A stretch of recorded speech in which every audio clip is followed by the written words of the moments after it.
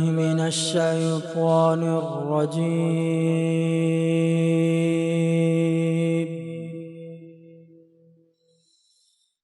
بسم الله الرحمن الرحيم.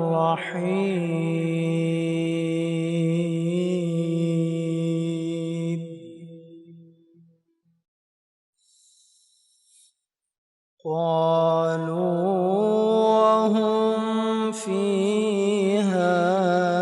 يختصمون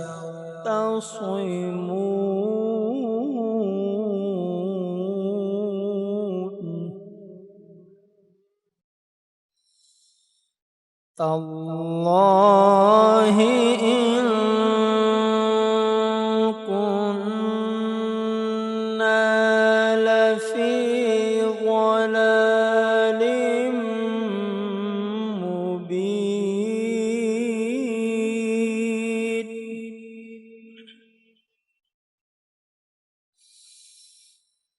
إذ نسويكم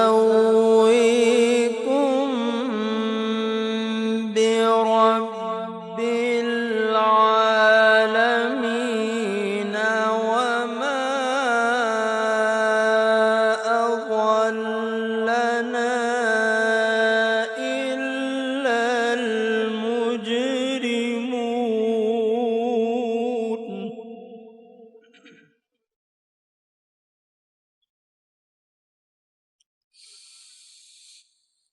إذ نسويكم برب العالمين وما أضلنا إلا المجرمون.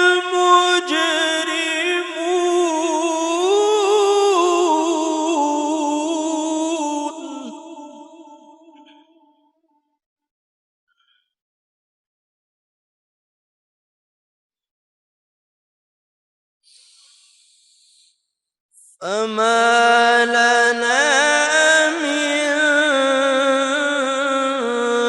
شافعين ولا صديق حميم.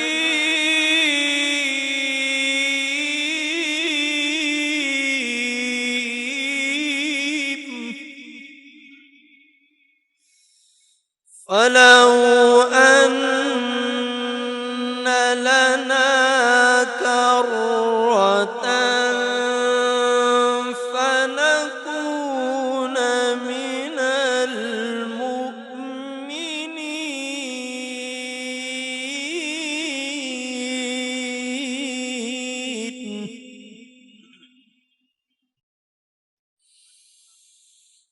إن في ذلك لآية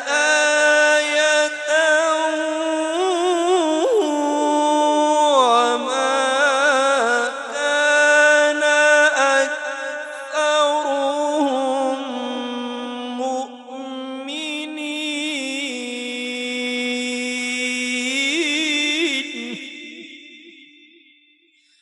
وإن ربك لهو العزيز الرحيم.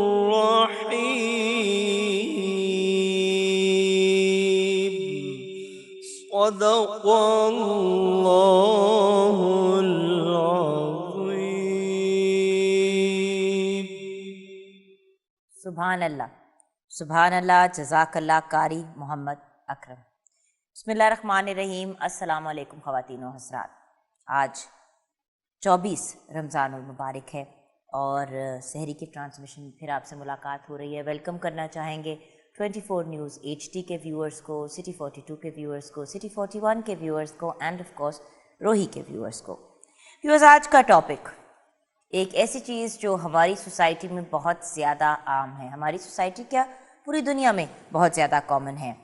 جب ہم روزہ رکھنے کی بات کرتے ہیں، رمضان المبارک کی بات کرتے ہیں، تو ہم باقی سب ایولز یا نیگیٹو چیزوں سے تو اپنی جان چھڑانے کی کوشش کرتے ہیں، لیکن سوشل ایولز جو ہم سوسائٹی میں، معاشرے میں ایک دوسرے کے ساتھ غلط چیزیں کرتے ہیں، ان سے بھی تو ہمیں اجتناب کرنا چاہیے۔ ہم نے اپنے جسم کی اور اپنی روح کی اگر کلینزنگ کرنی ہے تو پھر اس کلینزنگ میں بری عادات جو ہیں ان سے بھی تو جان چھڑانی چاہیے۔ جیسے کہ کچھ لوگ ہیں وہ جھوٹ بولتے ہیں، ریاکاری کرتے ہیں، ملاوٹ کرتے ہیں، چوری کرتے ہیں، بدکاری، اور بھی بہت سی ایسی چیزیں ہیں۔ لیکن دو چیزیں جو بڑی ایزیلی اوائڈ ہو سکتی ہیں، حسد اور غیبت۔ آج ہم حسد اور غیبت پہ بات کریں گے۔ آئیے ملاقات کرتے ہیں اپنے بہت ہی پیارے بھائی سے، جن کے ساتھ ہمارا تھرڈ رمضان سے ہی ہمارا ساتھ ہے۔ پیر سید محمد مقدس قادمی المشہدی ہمارے ساتھ ہے۔ السلام علیکم بھیا۔ جی وعلیکم السلام۔ بھیا ہم بات کرتے ہیں روح کی اور جسم کی صفائی کی، کلینزنگ کی، لیکن بہت سی ایسی عادات ہیں۔ دیکھیے غیبت تو ایک بری عادت ہے، کیونکہ جس کو پڑ گئی، جس طرح جھوٹ بولنا ہے، جھوٹ بولنا شروع کر دیا اور اس کو اپنی روٹین میں ایک آپ نے چیز کی، تو وہ بھی جس طرح سگریٹ پینا یا دوسرے نشے وغیرہ ایک بری عادت ہے، اسی طرح چوری، مطلب جھوٹ ہو گیا، چوری ہو گیا، غیبت ہو گیا۔ تو مطلب غیبت اور حسد تو ایسی چیزیں ہیں جو بڑی ایزیلی اوائڈ ہو سکتی ہیں۔ جی ہاں، لیکن یہ غیبت اور حسد یہ وہ بیماری ہے سب سے پہلے اپنے اوپر لاگو ہوتی ہے۔ یعنی حسد انسان کسی سے کر رہا ہے تو سب سے پہلے اس کے جسم کو خود کھائے گی وہ جو پریشانی ہے کہ یہ مجھ سے آگے کیوں بڑھ رہا ہے، وہ تکلیف جو نا سب سے پہلے انسان اپنے اوپر فیل کر رہا ہوتا ہے۔ اور دوسری غیبت ایسے قرآن کا فیصلہ ہے کہ یہ جو ہے مردہ بھائی کا گوشت کھانے کے مترادف ہے۔ سوچے ویورز، قرآن کا فیصلہ ہے، مطلب اور اس میں ایک یعنی قرآن بھی اور مردہ بھائی احادیث میں کا بھی۔ گوشت کھانا، لیکن اس وقت جب ہم غیبت کر رہے ہوتے ہیں اس وقت مزہ بہت آ رہا ہوتا ہے نا، اس وقت ہم انجوائے بہت کر رہے ہوتے ہیں۔ جی، اور ایک واقعہ بھی ہے، میں مختصر اور جلد پیش کر کے میں پڑھنا چاہوں گا کہ سرکار کے دور میں ایک خاتون آتی ہیں، وہ کسی کی غیبت کی، تو سرکار نے کہا کہ لاؤ بھی اس کے لیے کھانے کے لیے کچھ لاؤ۔ اب صحابہ بہت پریشان، وہ خود بہت پریشان ہوئے کہ یا رسول اللہ میرا تو روزہ ہے۔ کہتے کہاں کا روزہ؟ تم نے تو گوشت کھایا ہے، وہ بھی مردہ بھائی کا۔ کہنے لگی کہ یا رسول اللہ ہاں، جب کھانے کو لایا گیا اور ایک تشت لائی گئی، جب اس کہہ کی گئی، یہ دیکھیے گا، غور کیجیے گا اور سننے والے بھی، کہ غیبت کرنے سے روزہ رہتا نہیں ہے۔ سرکار نے کہا چونکہ تو نے غیبت کی اب تیرا روزہ کہاں؟ تو پھر جب اس نے کہہ کی تو انسانی گوشت جو ہے نا وہ اس کی کہہ سے باہر آئے۔ یہ رسول اللہ کے دور کا واقعہ۔ تو بس خود آپ اندازہ لگا لیجئے کہ غیبت کس قدر روزہ بھی آپ کر نہیں رہنے دیتی، اور ہم کتنی آسانی سے جو ہے نا وہ غیبت کر رہے ہوتے ہیں۔ ذرا سوچئے۔ اور اب نعت کے سفر کو شروع کرتے ہیں، اور ہم نعت کے اس سفر کی طرف چلتے ہیں۔ اور آج ہماری جس ہستی کے ساتھ ملاقات ہے، میں کہتا ہوں میں کافی گھوم لیا، اور پرشین، اور یہ میں چاہوں گا کہ آج ہم اس ہستی کا ذکر کریں جسے حضرت سلطان اور عارفین حضرت سلطان باہو رحمۃ اللہ علیہ کہتے ہیں۔ سبحان اللہ، کیا کہنے۔ اور میں چاہوں گا کاش اس میں وقت زیادہ ہوتا، اور کلام کی جو اس میں خوبصورتی ہے، میں کہتا ہوں کہ کیا کہنے، سننے والے محظوظ ہوتے رہے، ہم نے خود محظوظ۔ ہم آج میں کوشش کروں گا کہ میں سلام پیش کرتا ہوں اس پڑھنے والے پہ جو مجھے یاد ہے، جناب اقبال باہو صاحب بہت اچھا پڑھا کرتے تھے، لیکن میں کوشش کر رہا ہوں۔ اور نعت کے سفر میں آج جس ہستی کا نام ہے وہ ہے سلطان اور عارفین حضرت سلطان باہو رحمۃ۔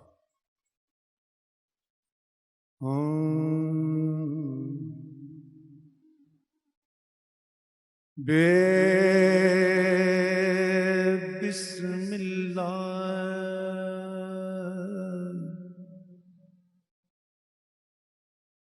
اسم اللہ دا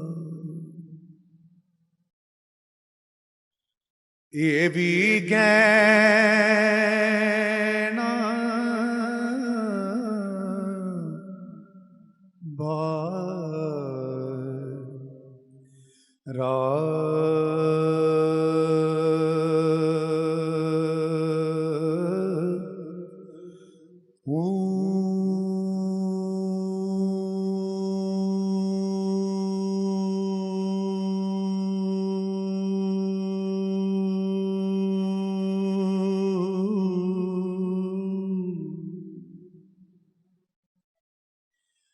نال شفاعت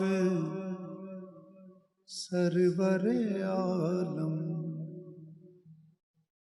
چھوٹ سی عالم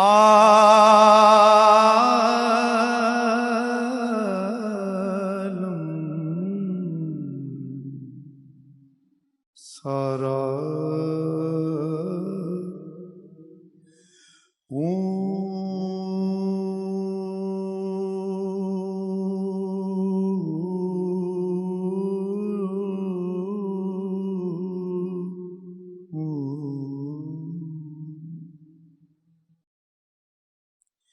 حدوں بے حد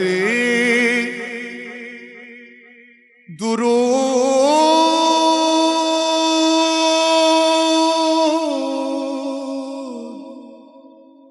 درود درود درود درود نبی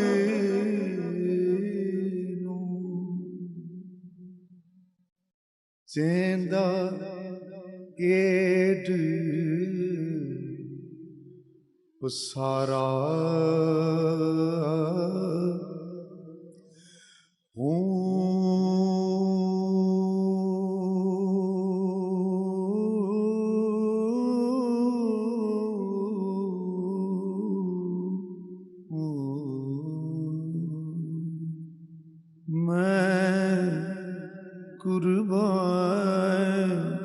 میں قربان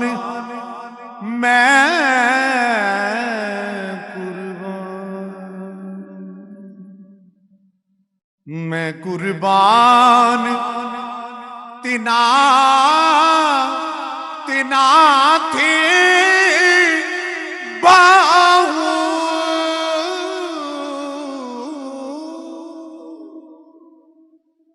میں قربان تنا تھی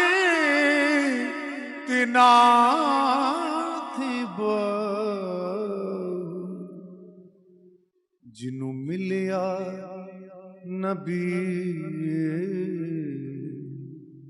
سہارا ہوں میں قربان میں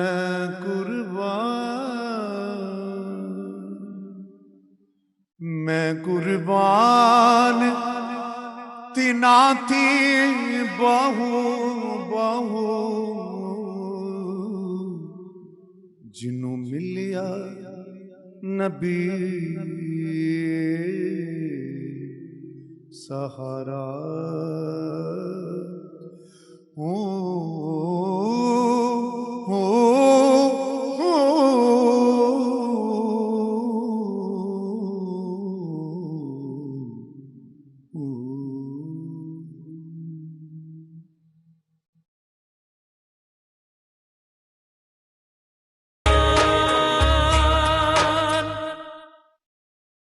welcome back from the break viewers. کیا خوبصورت کلام پیش کیا سلطان باہو کا. مقدس بھائی ایک سوال میرے ذہن میں اکثر آتا ہے, کبھی کوئی شخص ملا نہیں جس سے پوچھ سکوں, یہ ہو کیوں ان کے ہر کلام میں آتا ہے؟ اس کے پیچھے کیا مطلب کیا وزڈم ہے اس کے پیچھے؟ جس میں ہو جو ہے یہ ہو کی ضمیر کا اشارہ جو ہے ذات باری تعالیٰ کی طرف جاتا ہے. باہو اور با کہتے ہیں ساتھ, ہو اللہ کے جو ہے وہ ناموں میں سے ایک نام, یعنی ان کو جیسے پکارا جاتا ہے. آپ نے دیکھا ہوگا کہ اکثر جو ہے جو فقہا ہیں وہ فقراء ہیں وہ اللہ ہو کا ورد کرتے ہیں, تو ہو جو ہے یہ نسبت ہے اس کے ساتھ.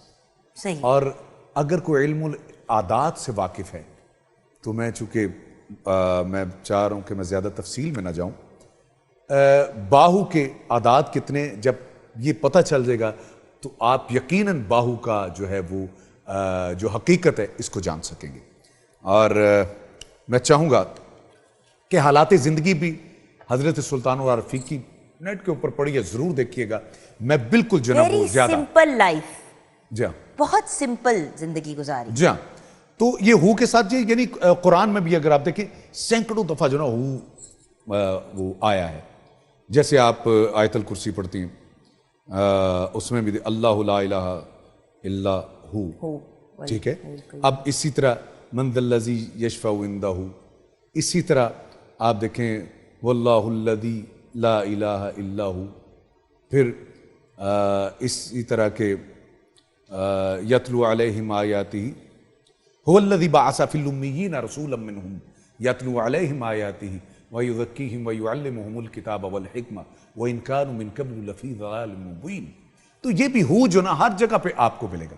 तो ये एक जो ना समझे कि हु की ज़मीर का इशारा जो है वो ज़ाते बारे इलाह की तरफ है। तो मेरा जी ये चाहता है कि आज अगर कोई और सवाल है तो बता दीजिए। आज आपने इनका क्यों इंतखाब किया, ये भी तो पूछना है कि अच्छा, उसकी वजह ये कि क्योंकि आप बड़ी सोच समझ के सिलेक्शन कर रहे हैं, तो इनका क्यों? इसलिए कि मैं देख रहा था कि ज्यादातर हम चूंकि आज से ज्यादा दूर ना जाइए, आप 40-50 साल पीछे चले जाएं तो आपको ज्यादातर जो ना जो भी लिखने वाले हैं नात के हवाले से वो आपको अरबी और फारसी में बिलखुसूस ये आपको कलाम मिलेंगे। तो चूंकि अब फारसी और अरबी को बहुत कम समझा जाता है, इसलिए मैंने चाहा कि कुछ फारसी के कलाम मुसलसल चल रहे थे, तो मैंने चाहा कि अब थोड़ा सा ब्रेक दे जो माँ बोली जो है हमारी में हो और वो लोगों तक पहुंचे। बिल्कुल सही। तो मैं चाहूंगा कि एक एक लफ्ज में, नाजरीन की बात ज़हन में रखिएगा कि फकीर जब भी लिखता है कुरान और हदीस को सामने रख के लिखता है। और याद रखिए कि मैं जो आगे शेर कहने जा रहा हूं, शायद काश किसी शरह करने का मौका मिलता तो मैं बताता कि सुल्तान और आरफीन ये बात क्यों कर रहे हैं कि तस्बीह फिरी ते दिल क्यों फिरिया, दिल ना फिरिया की लेना तस्बीह फड़ के हूं, इलम पढ़िया अदब ना सिखिया की लेना इलम नू पढ़ के हूं, चिल्ले कट्टे कुछ ना कटिया की लेना चिल्लियां पढ़ के हूं। यानी ज़बान से कह भी दिया ला इलाहा तो क्या हासिल। बस इसी को मैं पेश करने जा रहा हूं। हाँ तस्बीह फिरी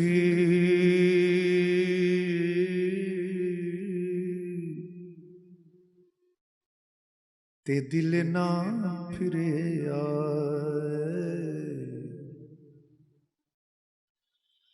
की लेना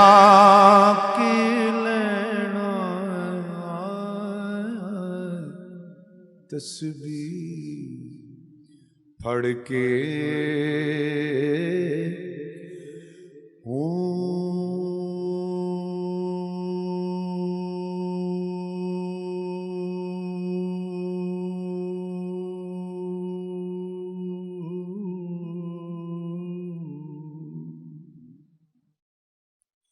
इल्म पढ़िया ते अदब ना सिखिया की लेना की लेना इल्म नू पढ़ के जे कर दीन इलम विच हुंदा अता सिर ने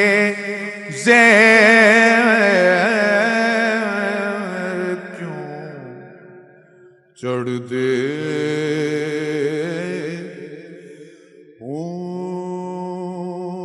अठारह हजार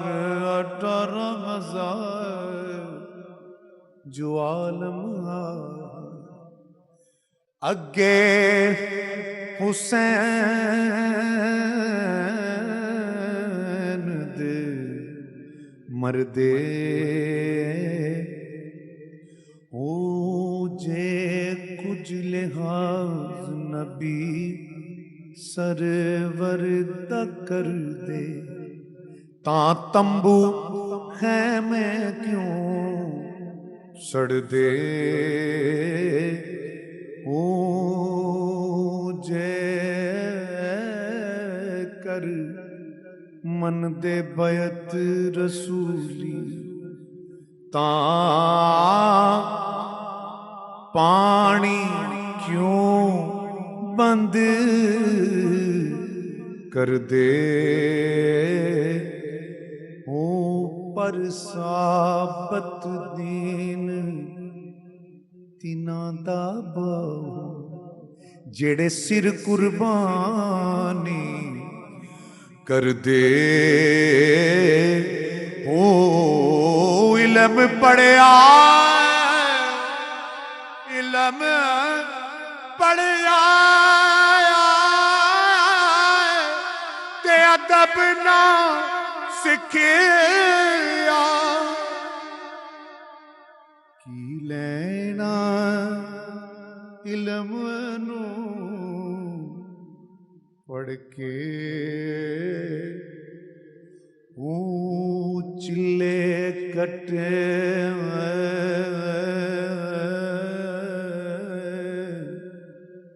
تے کچھ نہ کھٹیا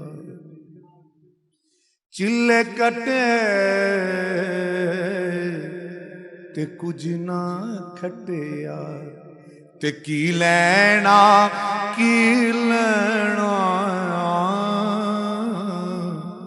چلیاں کر کے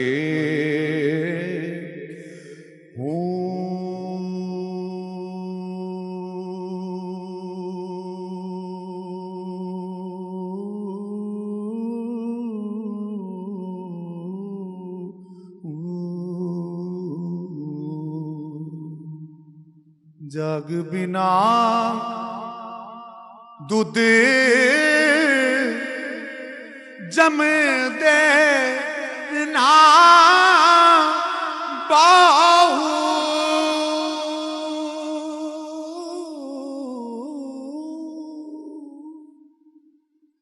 جاگ بنا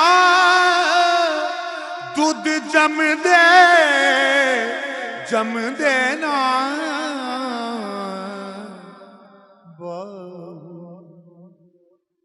جاگ بنا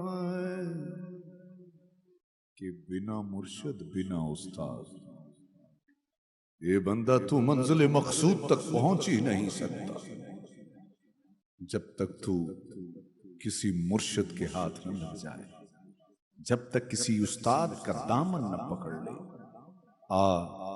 سمجھ اس بات کو کہ ایک کا مرشد حسین تھا، ایک کا یزید تھا، فرق اتنا تھا۔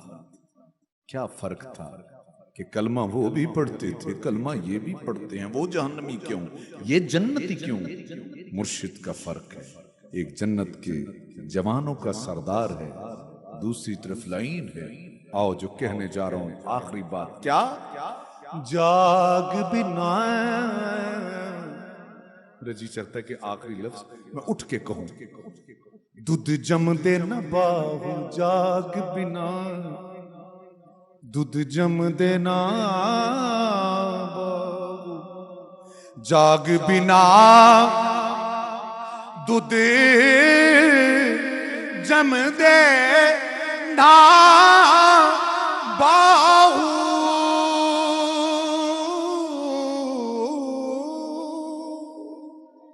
جاگ بنا دودھ جم دے نا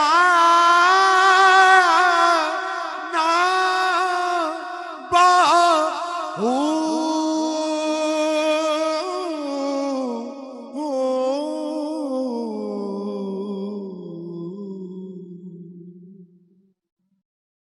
توڑے لال ہومن کڑے کڑ کے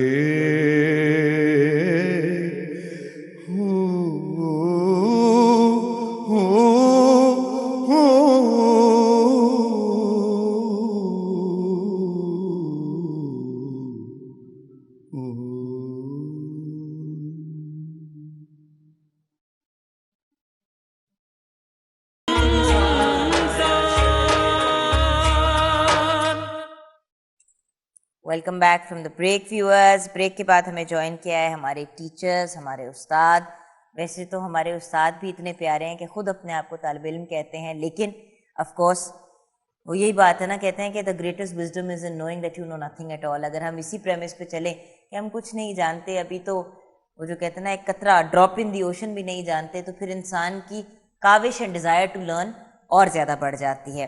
آئیے ملتے ہیں آج پھر ہمارے ساتھ ابو حمزہ مفتی ظفر جبار چشتی ہیں۔ السلام علیکم مفتی صاحب۔ وعلیکم السلام ورحمۃ اللہ وبرکاتہ۔ مفتی صاحب کے ساتھ ہمیں جوائن کیا ہے مولانا محمد افضل حیدری نے۔ السلام علیکم مولانا صاحب۔ اینڈ دین آف کورس ہمیں کلام پیش کرنے کے لیے جوائن کیا ہے محمد عمر چشتی نے۔ السلام علیکم بھائی۔ ویورز، آج کا ٹاپک ہے تو بہت ہی سمپل، لیکن اور یہ کرتے بھی ہیں ہم بڑے ریگولرلی یہ چیزیں، لیکن ریئلائز نہیں کرتے کہ اس کے کانسیکوینسز کیا ہیں۔ آج ہم بات کریں گے حسد اور غیبت کی۔ تو مولانا صاحب اگر آپ ہمیں ایکسپلین کر دیں کہ آخر یہ حسد ہے کیا؟ بسم اللہ الرحمن الرحیم۔ بنیادی طور پر ایک بات سمجھنے کی ضرورت ہے، اور وہ یہ ہے کہ پورے کا پورا دین اسلام 3 حصوں پر مشتمل ہے۔ ایک حصے کا نام ایمان اور عقیدہ ہے، ایک حصے کا نام عمل ہے، اور ایک حصے کا نام اخلاق ہے۔ عقیدہ بھی ہونا چاہیے، عقیدے کی روشنی میں عمل بھی ہونا چاہیے، اور اس عمل کے ساتھ اخلاقیات بھی ہونی چاہیے۔ اخلاقیات سے مراد عادات حسنہ کو اپنانا اور عادات سیئہ اور بری عادات کو چھوڑنا۔ صحیح۔ پیغمبر اکرام اسلام حضرت محمد مصطفیٰ صلی اللہ علیہ وآلہ وسلم خود اپنی غرض بعثت کو بیان کرتے ہیں اور فرماتے ہیں انما بعثت لأتمم مکارم الاخلاق۔ اللہ رب العزت نے مجھے مکارم اخلاق، اچھے اخلاق کو پایہ تکمیل تک پہنچانے کے لیے مبعوث فرمایا۔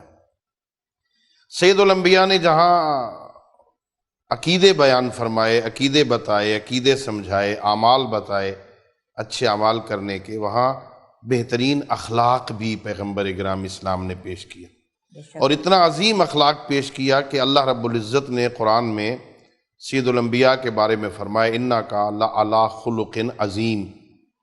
عام بندے نے نہیں کہا، اللہ رب العزت نے کہا کہ آپ عظیم اخلاق کی منزلوں پہ فائز ہیں، بہت بااخلاق تھے۔ وہ جو اخلاقیات کی ایک لمبی فہرست ہے نا، ان میں اس کی بنیادی تعریف یہی جو میں نے عرض کی، نیکیاں اپنانا، اچھی عادات کو اپنانا، بری عادات کو ترک کرنے کا نام اخلاق ہے۔ یہ دونوں ضدیں ہیں ایک دوسرے کی، نیکی اور برائی ضد ہے۔ تعرف الاشیاء بازدادہا، چیزیں اپنی ضد سے پہچانی جاتی ہیں۔ نیکیاں کرنی چاہیے، اچھی چیزیں بجا لانی چاہیے، بری چیزیں ترک کرنی چاہیے۔ وہ جو برائیاں ہیں ان کی بھی ایک لمبی فہرست ہے۔ آج جس برائی کا انتخاب ہوا ہے مثلا وہ ہے حسد ہے یا غیبت ہے۔ حسد مقدمہ ہے غیبت کا۔ حسد وہ برائی ہے جو انسان کی ساری نیکیوں کو کھا جاتی۔ حسد کرنے والا اصل میں کرتا کیا ہے؟ اللہ نے کسی کو کوئی نعمت عطا کی ہے، یہ اپنے طور پر اپنے ہی اندر جل رہا ہوتا ہے کہ یہ اسے کیوں ملی ہے، حالانکہ اسلام نے ہمیں اس سے بہتر درس دیا ہے کہ یہ کہنا کہ اسے کیوں ملی ہے، اس سے تو تیرا اپنا نقصان ہوگا۔ یوں کہنا کہ اللہ نے اسے دی ہے تو اللہ مجھے بھی دے، اللہ نے اسے دی ہے اللہ مجھے بھی دے سکتا ہے، میں بھی کوشش کروں مجھے بھی وہ مل سکتی ہے، یہ کہنا اسے کیوں ملی ہے یہ حسد ہے۔ اور اس سے تجھے ملنا کچھ نہیں ہے، ملنے والا کچھ نہیں تجھے، لیکن اس سے اپنا نقصان کرے گا، اور اس کا نتیجہ یہ ہوگا کہ یہ حسد، روایتوں میں یہ حسد نیکیوں کو اس طرح کھا جاتا ہے جیسے آگ لکڑی کو کھا جاتی۔ آگ جلائیں، لکڑی جل کے خاکستر ہو جاتی ہے، یہ حسد بندے کی نیکیوں کو برباد کر دیتا ہے۔ یہ حسد مقدمہ بنتا ہے، بندہ اندر ہی اندر پریشان ہوتا ہے، اور اس کی وجہ سے پھر اگلے مرحلے میں جا کے کسی کی برائیوں کو بیان کرنا شروع کر دیتا ہے۔ اس وجہ سے ہمیں شریعت مقدسہ اسلامیہ نے منع فرمایا کہ حسد نہیں کرنا، بلکہ یہ خواہش کرنی ہے کہ اللہ نے اسے یہ عطا کیا ہے تو مجھے بھی عطا فرمائے۔ کیا خوبصورت بات کی آپ نے مولانا صاحب۔ میں بہت سے سوالات اور بہت سی باتیں آ رہی ہیں دل میں، لیکن آف کورس پہلے ہم ایک دفعہ ڈیفینیشنز کو کلیئر کر لیں، کیونکہ بات تو یہ ہے نا کہ یہ تو ہیومن نیچر ہے۔ بچہ چھوٹا سا ہوتا ہے تو وہ دوسرے بچے کے ہاتھ میں کوئی چیز دیکھتا ہے تو اس کا دل چاہتا ہے وہ اس کو جا کے پکڑ لے یا جھپٹ لے۔ تو چھوٹی عمر میں تو چلو بچہ جا کے پکڑ بھی لیتا ہے، ماں باپ سمجھاتے رہتے کہ بیٹے ایسے نہیں، لیکن دل میں اس کی پھر بھی چاہت رہتی ہے۔ پھر جب وہ بڑا ہو جاتا ہے تو اس کو پتا ہے کہ اب میں نے جھپٹنا نہیں ہے، لیکن وہ دل میں جو ہے وہ جو کہتے ہیں نا سڑنا یا کوڑنا شروع کر دیتا ہے، اور اپنے گریبان میں نہیں جھانک کے دیکھتا، اپنے گھر میں نہیں دیکھتا کہ کتنی نیکیاں ہیں، وہ جو ایک ڈیڑھ چیز نہیں ہوتی وہ اس پہ کمپلین کرتا ہے۔ جی مفتی صاحب، اب آ جاتے ہیں غیبت کی طرف۔ چلو جی حسد کر لیا بندے نے، بہت انسان جلس ہو گیا، سڑ گیا، دل میں کمپلینز بھی کی کہ رب تعالیٰ کیوں، اس کو کیوں، مجھے کیوں نہیں۔ بسم اللہ الرحمن الرحیم۔ میں حضرت کی بات کو تھوڑا سا آگے لے کے چلوں گا، پھر میں آپ کے سوال کی کہ حاسد جو ہے نا، سب سے پہلے یہ اللہ کی تقسیم جو مالک نے تقسیم کی ہے نا اس کے خلاف جاتا ہے، اوکے، اور اس عمل سے اللہ ناراض ہو جاتا ہے۔ صحیح۔ اور اللہ نے قرآن میں پھر بتایا ہے وَمِن شَرِّ حَاسِدٍ إِذَا حَسَدَ، یہ حاسد کی شر سے بچنے کا ہمیں سبق دیا گیا۔ کیا بات ہے۔ اب میں آپ کے سوال کی طرف آتا ہوں۔ غیبت یہ کبائر گناہوں میں سے ایک کبیرہ گناہ ہے، غیبت، جسے ہم معاشرے میں بالکل لائٹلی لیتے ہیں کہ یہ کوئی گناہ نہیں ہے، حالانکہ یہ غیبت گھروں کو برباد کر رہی ہے، معاشرے کو برباد کر رہی ہے۔ میں یہاں یہ بھی عرض کروں کہ غیبت شراب سے بھی بری چیز ہے، یہ غیبت زنا سے بھی بری چیز ہے۔ نبی اکرم صلی اللہ علیہ وسلم ارشاد فرمایا الغیبۃ اشد من الزنا، کہ غیبت جو ہے یہ زنا سے بھی بری ہے، لیکن ہم اس پہ مطلب اس کو سمجھتے نہیں کہ یہ گناہ ہے۔ جائے نماز پہ نماز پڑھ کے دعا کر کے اپنی روح کو پاک صاف کر کے اٹھتے ہی فون اٹھایا اور کسی سہیلی سے، اور یہ جیسے کہ میں بھی بریک میں جب شروع کرنے سے پہلے آپ سے کہہ رہی تھی مفتی صاحب کہ خواتین غیبت، تو آپ نے مجھے کریکٹ کیا کہ خواتین صرف غیبت تو نہیں کرتی، مرد بھی کرتے ہیں، ان کا طریقہ فرق ہے، لیکن غیبت تو ہر کوئی کرتا ہے، جس کو ہم گوسپ کہتے ہیں۔ ہمارے چوراہوں میں کھڑے ہو کر کے غیبت ایک مشغلہ بن گیا ہے، اور ہر بندہ اس برائی میں سر سے لے کے پاؤں تک غرق ہو چکا ہے۔ صحیح کہہ رہے ہیں، بالکل صحیح کہہ رہے ہیں سر۔ یہ رمضان شریف جا رہا ہے، نبی اکرم صلی اللہ علیہ وسلم ارشاد فرمایا روزہ ڈھال ہے، لیکن اس ڈھال کو دو چیزیں پھاڑ دیتی ہیں، ایک جھوٹ اور دوسری غیبت۔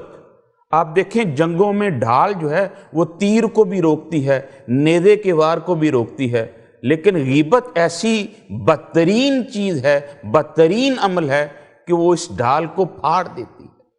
صحیح کہہ رہے ہیں۔ ہمارے گھروں میں مطلب شریعت کیا کہتی ہے؟ شریعت کہتی ہے باپ اپنے بیٹے کی غیبت نہیں کر سکتا، ماں اپنی بیٹی کی، دیکھیں اس سے باپ کا بہت بڑا مقام ہے، لیکن میرے نبی صلی اللہ علیہ وسلم ارشاد فرمایا باپ اپنے بیٹے کی غیبت نہیں کر سکتا۔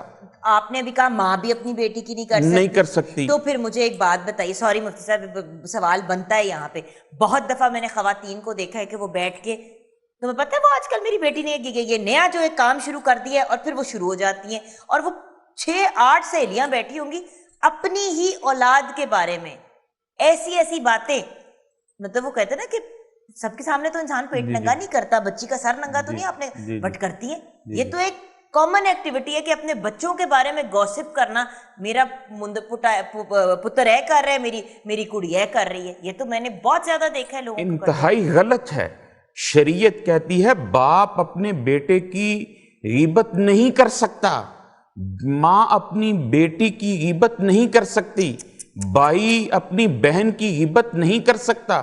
چھوٹے سے چھوٹے خاندان کو بھی آپ دیکھ لیں جس میں 2 بچے ہیں, 2 پیرنٹس ہیں, وہ بھی ایک دوسرے کی غیبت, بچے ماں کی غیبت, ماں بچوں کی غیبت, بیوی شوہر کی غیبت. اور اس نے گھروں کو تباہ کر دیا ہے, گھروں کے ماحول کو اتنا ڈسٹرب کر دیا ہے کہ وہ باتیں, وہ چیزیں جو تمہاری دوسروں پہ عیاں نہیں ہیں, وہ خود تم کر کے اپنی اولاد اور اپنے ماحول کو تباہ و برباد کر رہے ہو. میں ایک بات یہاں مزید ایڈ کروں کہ نبی رحمت صلی اللہ تعالیٰ علیہ وآلہ وسلم ایک جگہ تشریف فرما تھے. 2 نوجوان گزرے, وہ کسی کی غیبت کر رہے تھے. تو نبی اکرم صلی اللہ علیہ وسلم ارشاد فرمایا, وہ سامنے جو گدھا مرا ہے اس کا گوشت کھاؤ. یا رسول اللہ اس میں کیڑے پڑ چکے ہیں, ہم کیسے مطلب گوشت کھائیں؟ فرمایا ابھی تو تم کھا رہے ہو اپنے مردار بھائی کا گوشت. قرآن کہتا ہے یہ غیبت جو ہے یہ ایسے ہے جیسے تم نے اپنے مردار بھائی کا گوشت کھایا ہے. لیکن ہم اس سے بالکل مطلب وہ تہیہ دامن نہیں ہیں. ہمارے گھروں کا ماحول ایسا ہے کہ جناب وہی آپ والی بات کی, ادھر مصلے سے اٹھے, ادھر فون کان پہ لگایا اور جناب اپنی 10-15 سہیلیوں کو یہ بات بتا دی کہ آج جناب میری بیٹی نے یہ کیا ہے, میرے بیٹے نے یہ کیا ہے. شریعت اس سے ہمیں روکتی ہے. اور وہی والی بات ہے نا ویورز, جیسے کہ میں نے اکثر دیکھا ہے کہ یہ فیوریٹ ایک چیز ہوتی ہے. میں لیڈیز کی بات کر سکتی ہوں, مرد حضرات ڈفرینٹ جگہوں پہ مساجد سے نکل رہے ہوں گے تو اور کچھ نہیں تو جو مطلب جو آپ کے ساتھ کوئی شخص بیٹھ کے آپ کے ساتھ سجدے میں اس بندے کے بارے میں بات کرنا شروع کر دیں گے. خواتین ایک ایسا کام جو خواتین بڑے دل سے بڑی محبت سے کرتے ہیں, اپنے گھر میں کھانا بنانا. آپ کھانا بنا رہے ہیں لیکن اس کے ساتھ اتنا ناپاک کام کر رہے ہیں کہ کان میں وہ جو میں کہتی ہوں ان کو ٹوٹیاں کہتی ہوں, ہیڈ فون, کان میں ٹوٹی لگائی ہوئی ہے اور ساتھ میں ہمسایوں کی برائی ہو رہی ہے, رشتہ داروں کی برائی ہو رہی ہے. اور جیسے کہ مفتی صاحب نے کہا خود اپنی اولاد کی اور اپنے شوہر کی, اور شوہر کی کتنی غیبت کی جاتی ہے. خیر ہم ان چیزوں کی طرف آئیں گے, حسد اور غیبت اور اگزامپلس پہ بھی آئیں گے, اور آج کی سوسائٹی کو ہم کیسے بہتری کی طرف لے کے جا سکتے ہیں. لیکن اس سے پہلے محمد عمر چشتی صاحب کی طرف چلیں گے, کلام سنتے ہوئے بریک کی طرف جائیں گے. کیسا وہ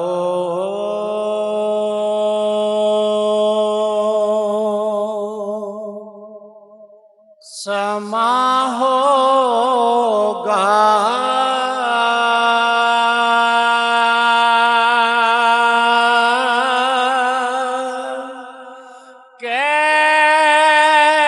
کیسی وہ گھڑی ہوگی جب پہلی نظر ان کے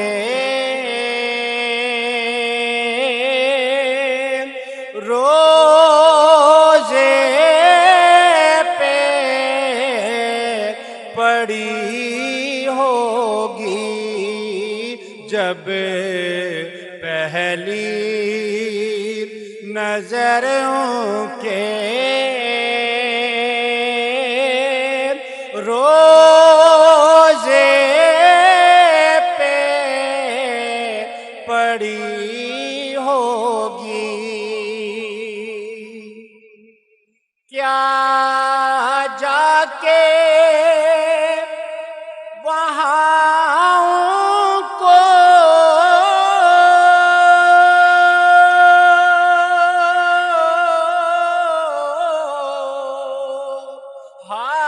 حال اپنا سنائیں گے.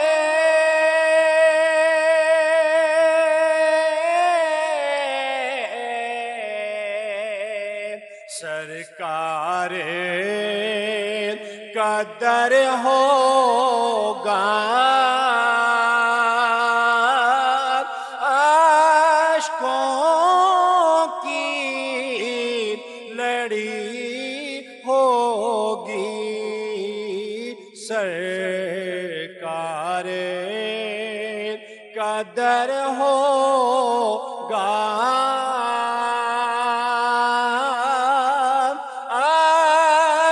अश्कों की लड़ी होगी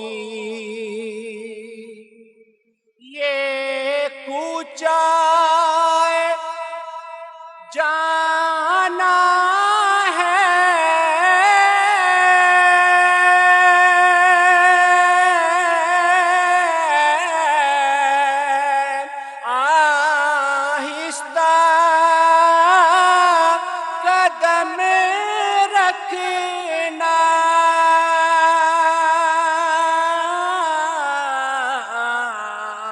हर जा पे मलाइक की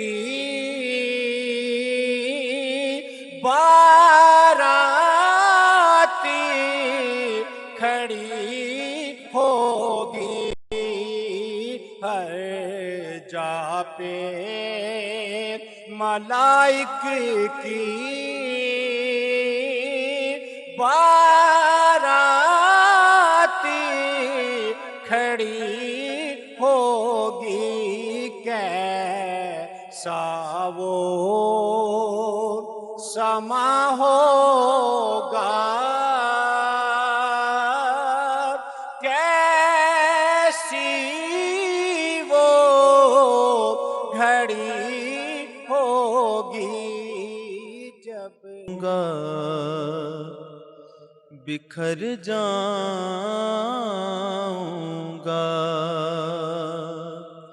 हश्र में खुद को जो देखूंगा बिखर जाऊंगा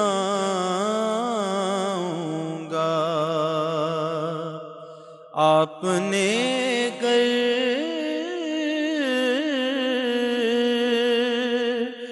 ना संभाला तो किधर जाऊंगा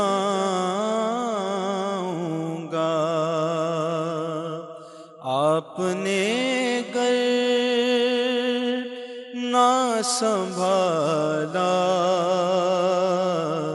तो किधर जाऊंगा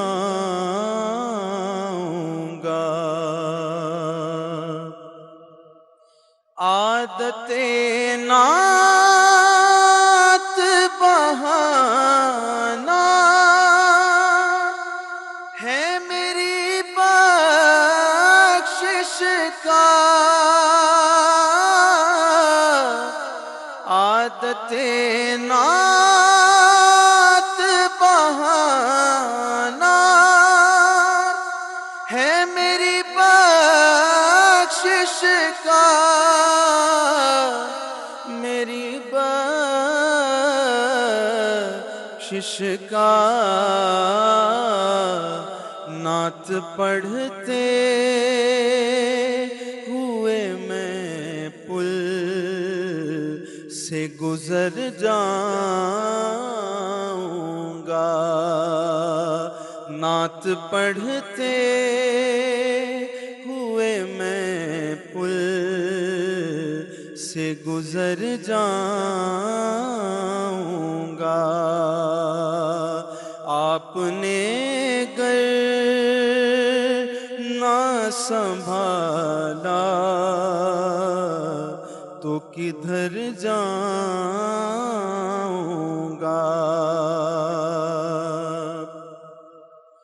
मेरी हर आस की डोरी दरे पंजतन से जुड़ी मेरी हर आस की डोरी दरे पंजतन से जुड़ी दरे पंजतन से जुड़ी बेखतर हो के लहद में मैं उतर जाऊंगा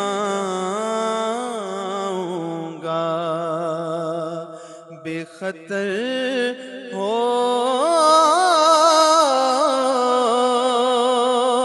کہ لحد میں میں اتر جاؤں گا. آپ نے گر نہ سنبھالا تو کدھر جاؤں گا. آپ نے گر نہ سنبھالا تو کدھر جاؤں گا.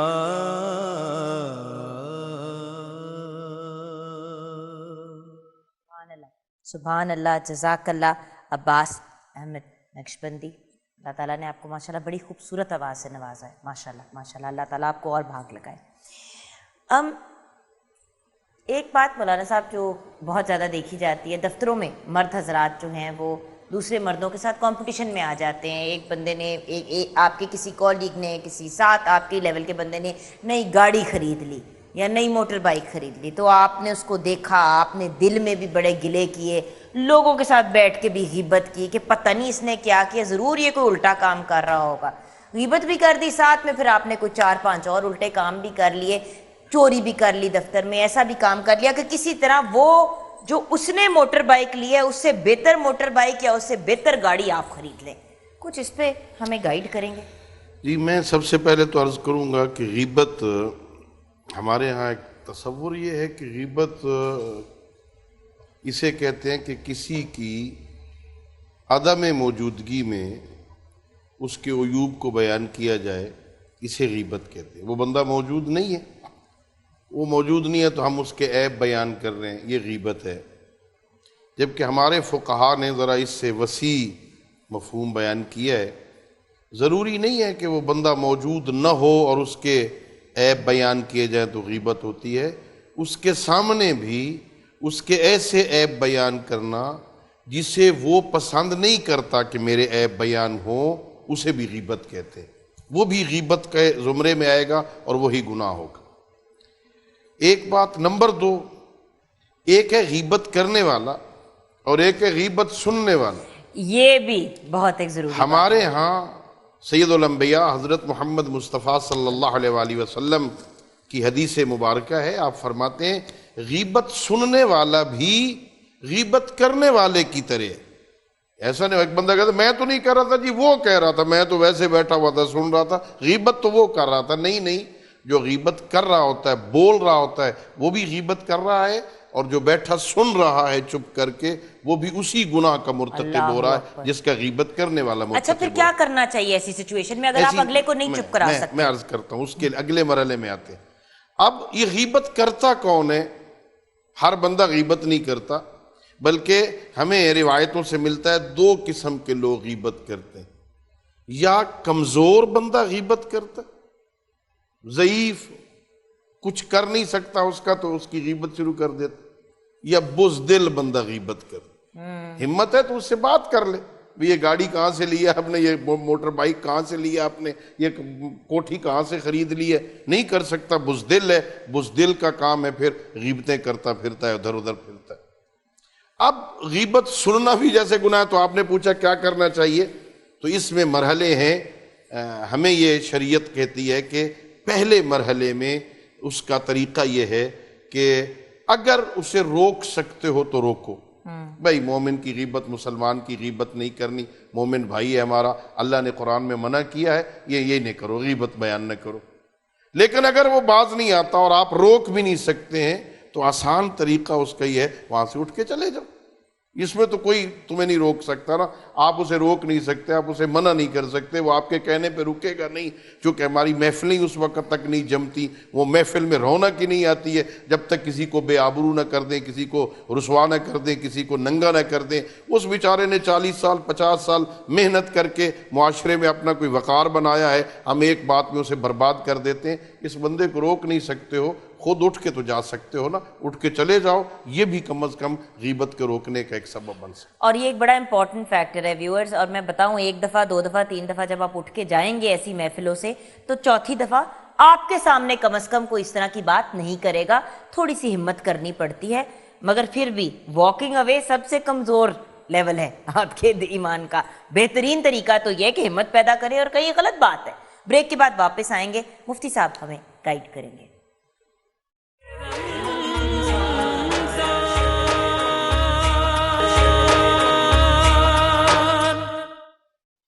Viewers welcome back from the break. Break کے بعد ہمیں جوائن کیا ہے حافظ فیصل جمیل نے۔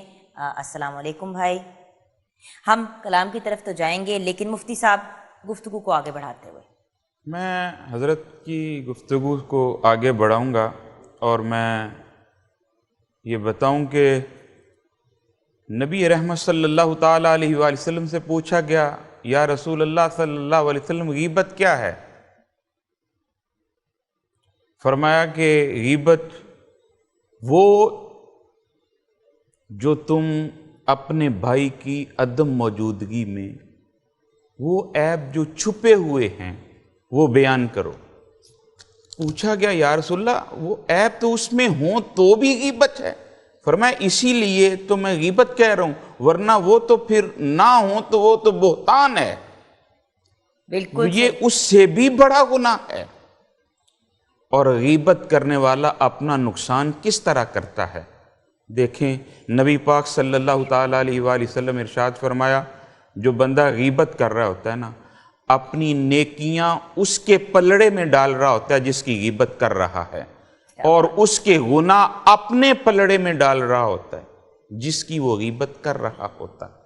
اور حضرت نے بڑی خوبصورت بات کہی کہ غیبت کرنے والا بھی اتنا ہی مجرم ہے جتنا کہ غیبت سننے والا۔ لیکن میرے معاشرے میں یہ ہے کہ آپ مسجد میں بیٹھے ہیں نا تو پھر بھی غیبت سے اپنے آپ کو مبرہ نہیں کر رہے، یا امام صاحب کی غیبت کر رہے ہیں یا مسجد کی انتظامیہ کی غیبت کر رہے ہیں۔ یہ سلسلہ ہے، مسجد سے نماز پڑھ کے باہر نکلے تو پھر غیبت دوسرے کی شروع، اس نے یہ کر دیا، اس نے وہ کر دیا۔ گھروں میں آ جائیں آپ تو جناب شوہر اپنی بیویوں کی، اپنے دوستوں میں بیٹھ کر کے یہ سلسلے، اپنے وہ بچوں کی چیزیں، ماؤں کا مذاق اڑا رہے ہوتے ہیں، مطلب وہ چیزیں جس سے شریعت نے منع کیا ہے، اور شوہر اپنی بیویوں کی، بیویاں اپنے شوہروں کی، اور اسے گناہ نہیں سمجھتے تو یہی تو کہتے ہیں کہ سچ تو بول رہا ہوں کہ یہ بالکل مطلب اسے گناہ نہیں، حالانکہ یہ کبیرہ گناہوں میں سے ایک بہت بڑا گناہ ہے غیبت۔ اس سے مطلب جتنا بچا جائے، نبی پاک صلی اللہ تعالیٰ علیہ وآلہ وسلم نے ایک موقع پر کچھ لوگوں کو مخاطب کر کے فرمایا تھا کہ میں تمہارے دانتوں کے درمیان میں مردار بائی کے گوشت کے حصے دیکھ رہا ہوں۔ پوچھا گیا یا رسول اللہ صلی اللہ علیہ وسلم یہ کیا؟ فرمایا تم اپنے بھائی کی غیبت کر کے آئے۔ لیکن ایک سوال ہے، اب دیکھیں یہ میاں بیوی والی جو بات آئی تو ایک تو چیز، کبھی کبھی ہم گھر پہ ڈسٹرب ہوتے ہیں کسی چیز کی وجہ سے، شوہر کی طرف سے بیوی کسی بات سے پریشان ہے، کوئی ایسی اس نے چیز کی ہو جس سے بہت دل دکھا ہو۔ اب اگر میں اپنی امی سے یا اپنی بہن سے یا اپنی بہت قریبی سہیلی سے بات کرتی ہوں کہ اس نے یہ کیا ہے، مجھے سمجھ نہیں آ رہی میں کیا کروں، اور اسی طرح شوہر اپنی بیوی کی بات کرتا ہے کہ وہ ہر وقت میری امی کے بارے میں فضول باتیں کرتی ہے، مجھے سمجھ نہیں آ رہی میں اس عورت کو کیسے سمجھاؤں، کیا یہ بھی غیبت کے زمرے میں آتا ہے؟ کیونکہ دیکھیں کبھی کبھی انسان نے دل بھی تو ہلکا کرنا ہوتا ہے مفتی صاحب، کہیں پہ تو بندہ اپنا ملبہ نکالے جو اندر جمع ہوا ہے۔ بالکل یہ غیبت کے زمرے میں ہے، اور دل ہلکا کرنے والی بات یہ ہے کہ مالک کے آگے رو لے۔ مالک کو میں حوالہ دوں امہات المومنین میں، میرے پاس ٹائم اتنا نہیں کہ ایک ام المومنین نے دوسری ام المومنین کے صرف قد کے بارے میں بات کی تھی، قد کے بارے میں، کہ یا رسول اللہ صلی اللہ علیہ وسلم یہ ان کا قد تھوڑا سا پست تھا، صرف قد کے بارے میں، تو میرے نبی صلی اللہ علیہ وسلم کے چہرے پہ جلال آ گیا، اور آپ نے فرمایا کہ یہ تمہارے الفاظ اگر سمندر میں ڈال دیے جائیں تو سمندر کا پانی کڑوا ہو جائے۔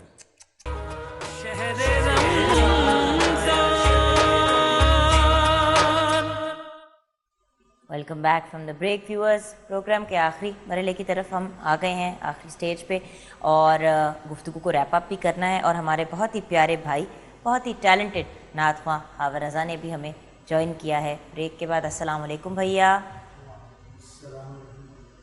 آپ کی طرف آئیں گے, آج آپ ہی کلام پہ کلوز کریں گے پروگرام, لیکن گفتگو کو ریپ اپ کرتے ہوئے میں کیا پیغام دوں گی, آپ لوگ ہی بہتر پیغام دے سکتے ہیں. غیبت اور حسد اور یہ جو نیگیٹیوٹی ہماری سوسائٹی میں, کیا کہیں گے مولانا صاحب؟ جی میں یہ عرض کروں گا کہ جتنی برائیاں ہیں, دراصل ان برائیاں کرنے والوں میں ایک عیب یہ ہے کہ برائیاں تو کرتے ہیں لیکن انہیں ان برائیوں کے نقصان کا پتہ نہیں ہوتا, متوجہ نہیں ہوتے یا علم نہیں ہوتا.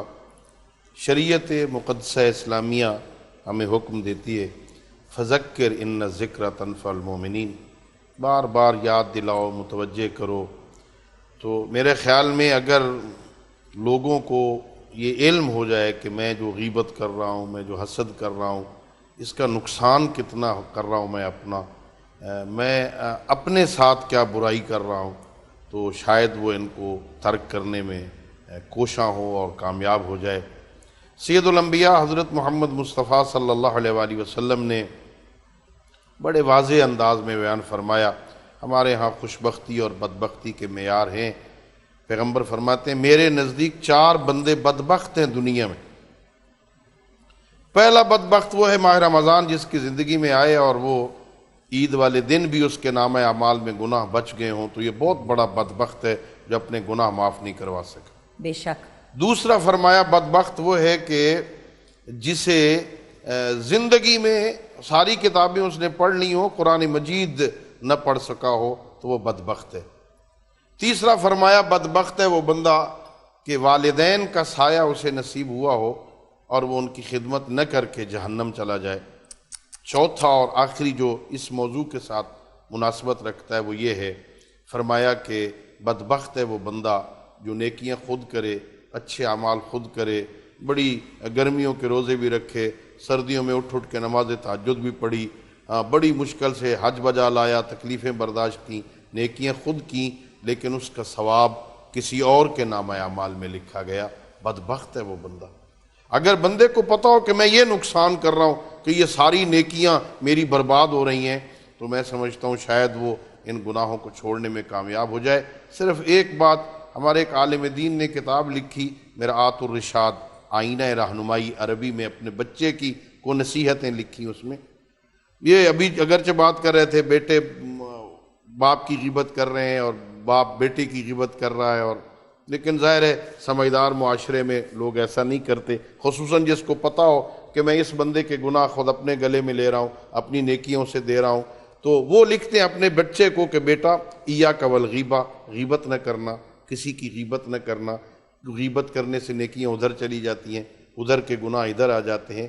اور پھر فرمایا ایک لائن میں, بیٹا اگر غیبت کرنے پہ تل جائے, تیرا گزارا غیبت کے بغیر نہ ہوتا ہو, تو نیکیاں دینا چاہتا ہے, گناہ لینا ہی چاہتا ہے, اگر یہ کام کرنے پہ تل گیا ہے تو اپنے بیٹے کو لکھتے ہیں بیٹا پھر اپنے باپ کی غیبت کرنا, اپنی ماں کی غیبت کرنا. اگر گناہ لینا ہی چاہتا ہے تو ماں باپ کے لیے کسی بازاری کے کیوں لیتا ہے, اگر نیکیاں دینا ہی چاہتا ہے تو اپنے ماں باپ کو دے, کسی اور کو نیکیاں کیوں دینا چاہتا ہے. تو لوگوں کو اگر متوجہ ہو جائیں لوگ, ان کو یہ فہم آ جائے, یہ بات سمجھ آ جائے کہ میں کتنا بڑا نقصان کر رہا ہوں, تو شاید ان برائیوں سے ہم بچ سکیں. بالکل صحیح. اور مفتی صاحب نقصان کا احساس انسان کو تب ہوتا ہے جب انسان پہلے یہ ایکنالج تو کرے کہ وہ کچھ غلط کر رہا ہے. سب سے بڑی بات تو یہ جو آپ نے بھی پہلے جس کی طرف انڈیکیٹ کیا کہ ہم برائی کو برائی نہیں سمجھتے, ہم جسٹیفائی کر دیتے, خیر ہے یہ کیا بس چلو بول دیا.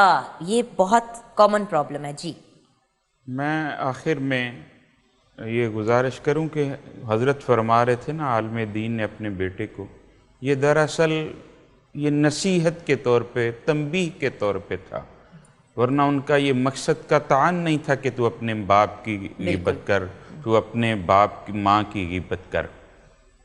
دیکھیں حسد, چونکہ میں کلوز کر رہا ہوں, سب سے پہلے بندے کو اللہ کی تقسیم پہ راضی ہونا چاہیے، بالکل، تو حسد سے بچ جائے گا۔ جو اللہ کے تھوڑے پہ راضی ہو جاتا ہے نا، اللہ اس کے تھوڑے سے عمل سے بھی راضی ہو جاتا ہے۔ بے شک، اس کی تقسیم پہ جو راضی ہو گیا نا، اللہ اس کے تھوڑے سے عمل پہ بھی راضی ہو جائے گا۔ غیبت سے اپنے آپ کو کس طرح بچانا ہے؟ اپنے اندر حسن ظن لے آؤ، دوسروں کی خوبیوں کی طرف جاؤ، خامیوں کو بالائے طاق کر دو۔ ان کے اندر جو اللہ نے خوبیاں دی ہیں، میرے مالک نے کوئی انسان ایسا نہیں بنایا جس کے اندر خوبیاں نہ رکھی ہوں۔ اس کی خوبیوں کو دیکھو، خامیوں کو چھوڑ دو، کیونکہ اعمال کا حساب میرے اللہ نے لینا ہے، بندوں کو نہیں، بندوں نے بندوں کا نہیں لینا۔ بالکل، بندہ جب حسن سو کو چھوڑ کے حسن ظن کی طرف بڑھ گیا نا، تو وہ غیبت سے بھی بچ جائے گا، حسد سے بھی بچ جائے گا، چغلی سے بھی بچ جائے گا، جھوٹ سے بھی بچ جائے گا، اور اللہ کی تقسیم پہ بھی راضی ہو جائے گا۔ اللہ تعالی ہم سب کو ان بری عادات سے بچنے کی توفیق بھی عطا فرما دے۔ اس رمضان کے مہینے میں میرا پیغام یہی ہے، اپنے اندر حسن ظن لے آؤ، اپنی سوچ کو اتنی وسعت دے دو کہ دوسرے کو جو اللہ نے عطا کیا ہے اس پہ راضی ہو جاؤ، خوش ہو جاؤ، اور اس کی برائی جو اس کے اندر ہے اس کو چھپانے کی کوشش کرو، اس پہ پردہ ڈالنے کی کوشش کرو۔ کھڑی شریف کے شہنشاہ نے کیا خوب کہا تھا کہ ایک گناہ میرا ماں پیو ویکھے، دیوے دیسن کالا، لکھ گناہ میرا مولا ویکھے، پھر بھی پردے پاون والا۔ کیا کہنا، اللہ ہمیں پردے ڈالنے کی توفیق دے، اللہ ہمیں حسن ظن رکھنے کی توفیق دے، اللہ ہمیں حسن سو سے بچنے کی توفیق دے۔ یہی زندگی میں کامیابی ہے، یہی دنیا کی کامیابی ہے، یہی آخرت کی کامیابی ہے۔ کیا خوبصورت بات کی آپ نے۔ بہت بہت شکریہ مولانا صاحب، بہت بہت شکریہ مفتی صاحب۔ یہاں پہ ہم اپنے پروگرام کو کلوز کرنے کی طرف جائیں گے۔ خاور بھائی کلام پیش کریں گے۔ سانسوں میں معطر سی ہواؤں کا گزر ہو،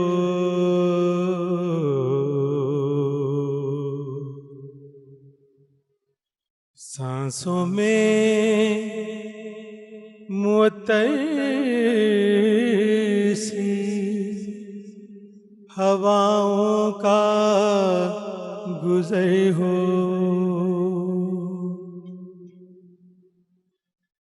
اے کاش مقدر میں، اے کاش مقدر میں مدینے کا سفر ہو،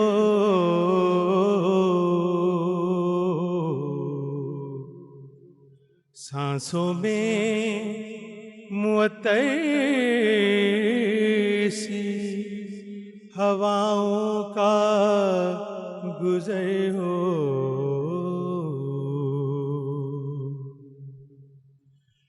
مطلوب ہے اس در کی گدائی کا کرینہ،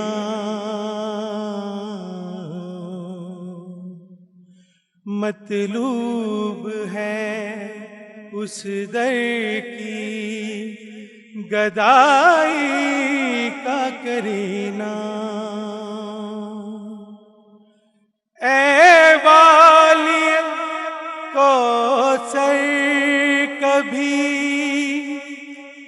اے والی کوثر کبھی مجھ پر بھی نثر ہو،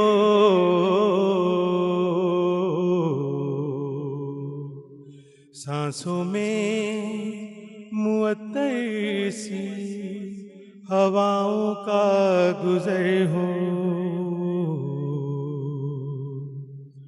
ہو جائے کبھی پوری میرے دل کی یہ خواہش،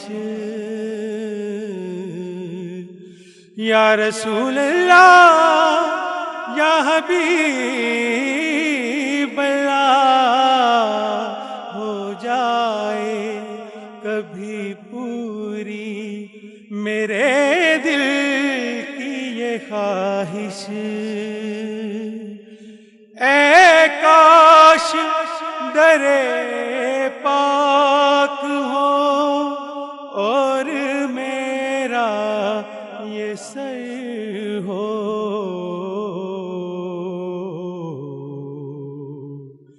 سانسوں میں معطر سی ہواؤں کا گزر ہو، عرفان پہنچ جاؤں کسی طور مدینے، عرفان پہنچ جاؤں کسی طور مدینے، اے کاش دعاؤں میں، اے کاش دعاؤں میں میری اتنا اثر ہو،